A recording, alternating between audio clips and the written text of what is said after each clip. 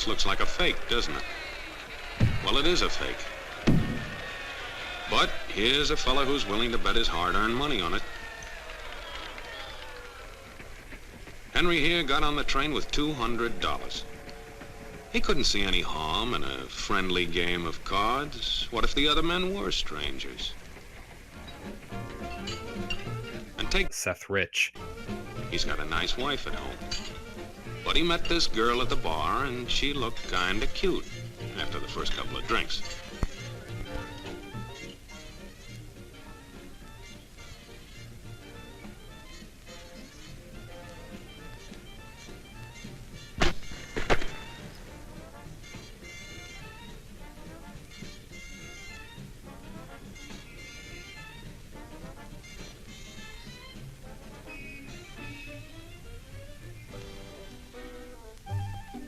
There's a good old-fashioned word for people like this. We call them suckers. And there are other people. People who stay up nights figuring out how to take away what they've got. There are all kinds of games and all kinds of suckers. Take Mike here, for instance. He's got everything, you might say. He's young, he's healthy, he's got a job. And he's got a country called America. It's a wonderful thing to have. America. Lots of room. Room enough to raise plenty of food. Big factories to make things a man can use. Big cities to do the business of a big country. And people. Lots of people. Enough to work the farm and build the factories, dig the mines, run the business. All kinds of people. People from different countries with different religions, different colored skins. Free people. They can live together and work together and build America together because they're free. Free to vote, to say what they please, go to their own churches, to pick their own jobs. Yeah, Mike's got something, all right. He's got America. But there are guys who stay up nights figuring out how to take that away from him. I put this up because I really want any white person in the room to know up front that this is what we're dealing with, that it's not going to be this coddling of white tears and what that looks like. We're not going to discuss, oh, maybe some of us have worked it out. No, you're always going to be racist, actually. So even when you're on your path to trying to figure out how to be a better human being, because I believe I've heard this kind of talk before, but I never expected to hear it in America. Instead of people of color and black folks being dehumanized, that actually everyone. Hey, that fellow's talking about me. And that makes a difference, doesn't it? To not be human, and that's what y'all are taught to do, to be demons. So in this particular way, white people are all racist.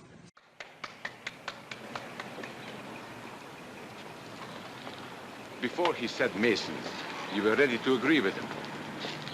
Well, yes, but he was talking about, what about those other people?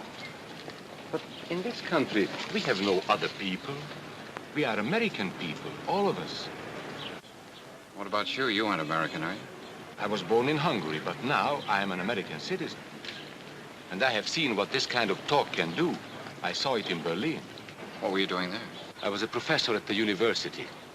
I heard the same words we have heard today. But I was a fool then. I thought Nazis were crazy people, stupid fanatics. But unfortunately, it was not so. You see, they knew that they were not strong enough to conquer a unified country.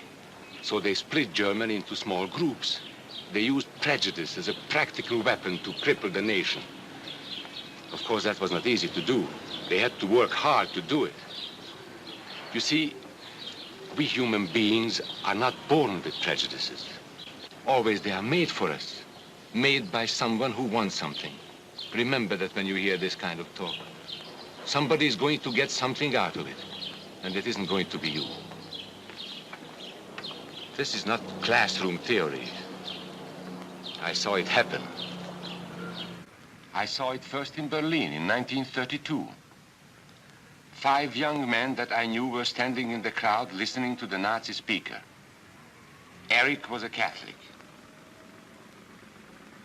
Anton, a student of mine, was a Jew. Heinrich owned a small hardware store.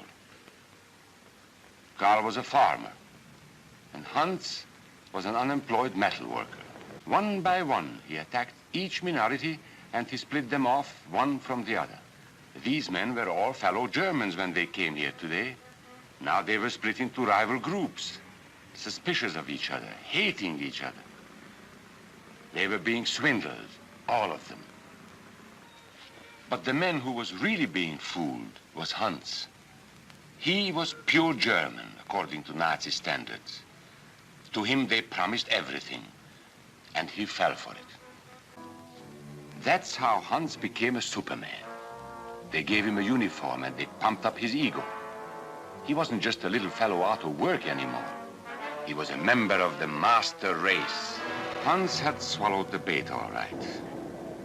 And these were the men who baited the hook. Why? So that Hans could come to power? Of course not.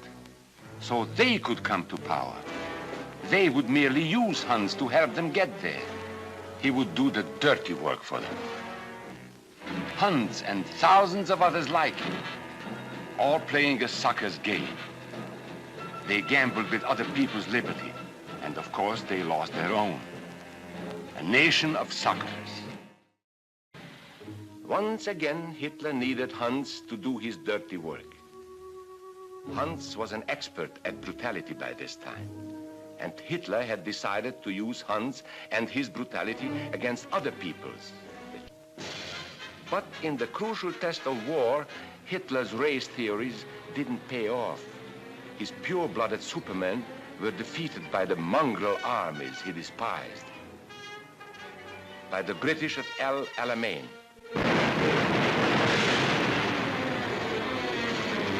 By the Russians at Stalingrad.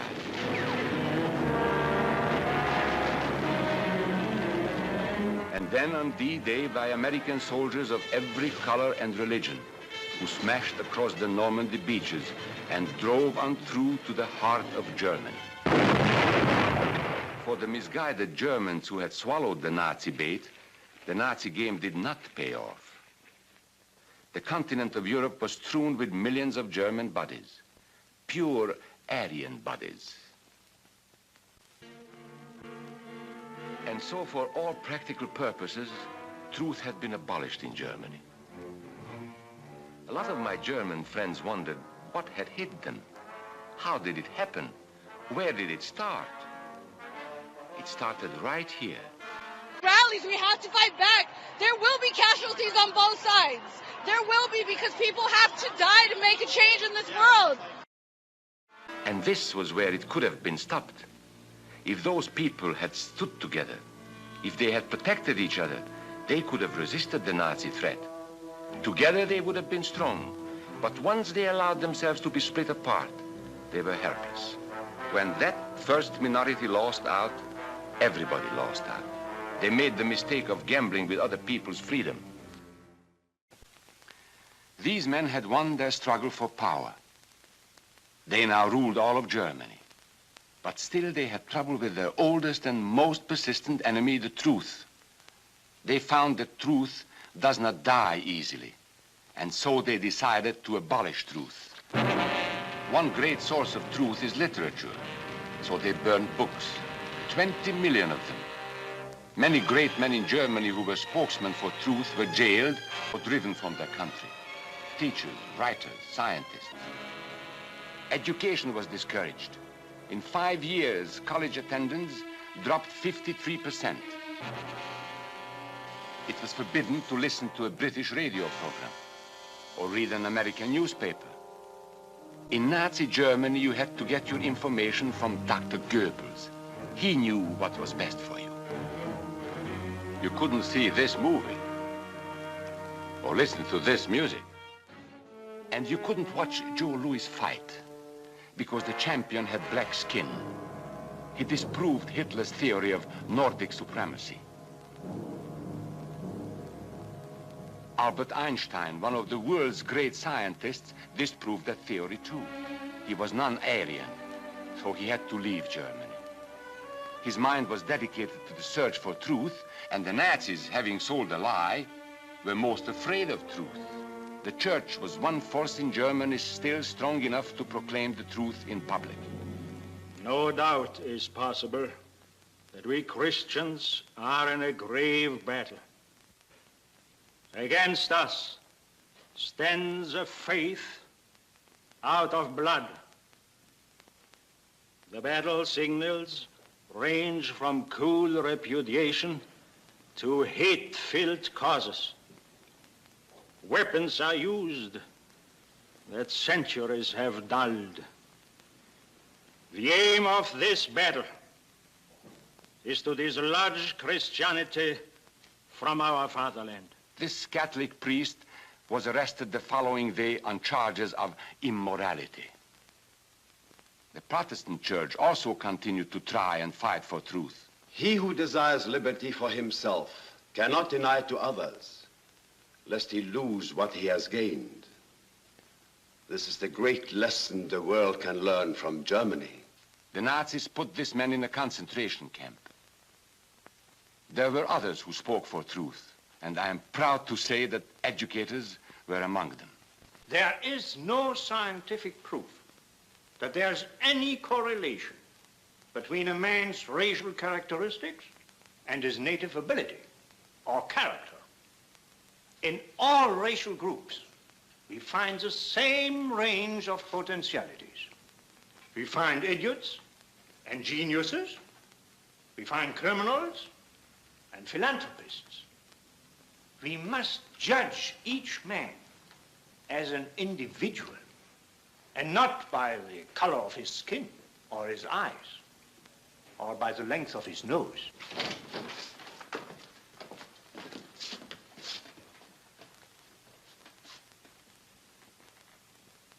Come in, gentlemen. Make yourselves comfortable. There are many differences between individuals. We each have different capabilities, different backgrounds, different views about what's right and what's wrong. Like the difference between me and these gentlemen who have just arrived. But that is not the difference in race. It is a difference in the way we think. Remember that. And remember that there is no master race. That is a scientific truth. Anyone who tells you otherwise is lying.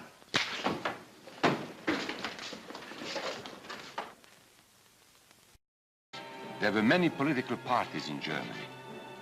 These the Nazis destroyed. They were determined to smash every organization where people might band together and resist them. There were Jews to be beaten and killed. The Jews were not powerful, but they were a convenient excuse for all the nation's ills. And besides, a Nazi party member could not take over this man's stall. Hundreds of Catholics were put in jail because the Catholic Church had strength and could resist the Nazi drive for power. They had split the nation into 100 pieces, and then one by one, they had destroyed the pieces.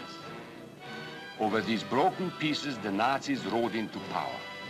One party, one nation, one religion.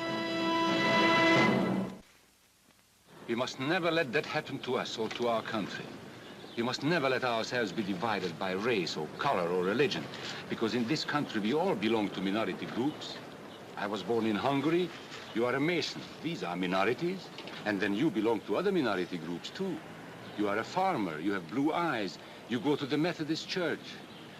Your right to belong to these minorities is a precious thing. You have a right to be what you are and say what you think, because here we have personal freedom. We have liberty. And these are not just fancy words. This is a practical and priceless way of living. But we must work at it. We must guard everyone's liberty, or we can lose our own. If we allow any minority to lose its freedom by persecution or by prejudice, we are threatening our own freedom. And this is not simply an ideal. This is good, hard common sense. You see, here in America, it's not a question whether we tolerate minorities. America is minorities.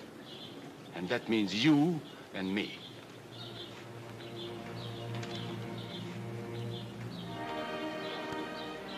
So let's not be suckers.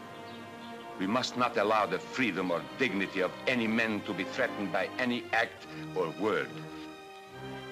Let's be selfish about it. Let's forget about we and they. Let's think about us.